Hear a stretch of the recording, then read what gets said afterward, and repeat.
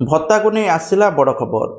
तो देखंतु ओडिशा रे बहुत सारा हिताधिकारी एमिति अछंती जो मानकर बयस 80 वर्ष रु अधिका सेमानकु 3500 टंका मिलिबा कथा किंतु सेमानकु 3500 वर्तमान सुधा भत्ता मिली पारु नाही। तो जा फल सेमान हैरान हरकत होउचंती विभिन्न जगह दौड़ाकू पड़ुची। ता सहित विभिन्न हिताधिकारी 6 लाख रु एभव हिताधिकारी वर्तमान पर्यंत आवेदन करिकि भत्ता अपेक्षार अछंती। जड़े जड़े हिताधिकारी वर्ष रु 2 वर्ष हम आवेदन करके अपेक्षार अच्छा से भत्ता वर्तमान सुधा मिलूना।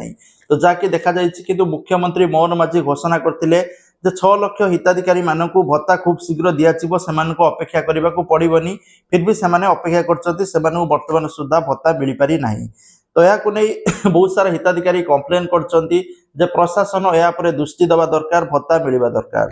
तो देखो मुझे कहबी तो जदि आपणकर भत्ता धरतु 80 वर्ष अधिका तथापि आपण जो सब डॉक्यूमेंट अच्छी आपणकर डॉक्यूमेंट अनुसायी बयस 80 वर्ष अधिका होची फिर भी आपन को धरतु 3500 मिलूनी आपण माने कंप्लेन करंतु। कंप्लेन करने एसएससी पीडी रो जो ट्विटर पेज अच्छी सेठी जाकि ट्वीट करंतु। ट्विटर रे सीएमओ ओडिशा मुख्यमंत्री मोहन माझी ता सहित प्रधानमंत्री उपमुख्यमंत्री आपणकर जो जिलापाल समस्त को आपण माने टैग करके आपन डिटेल्स दियंतु जे एमिति मते मिलवा कथा भत्ता 3500 किंतु मिल पारुनी।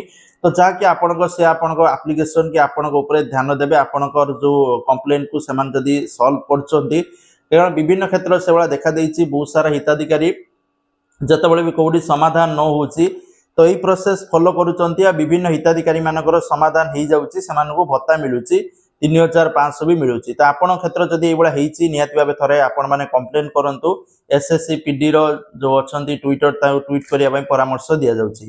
ता सहित आपण मैंने ब्लॉग नहले आपण मैंने वीडियो सहित देखा करिक या कंप्लेन करि परिबे। थैंक यू जय जगन्नाथ।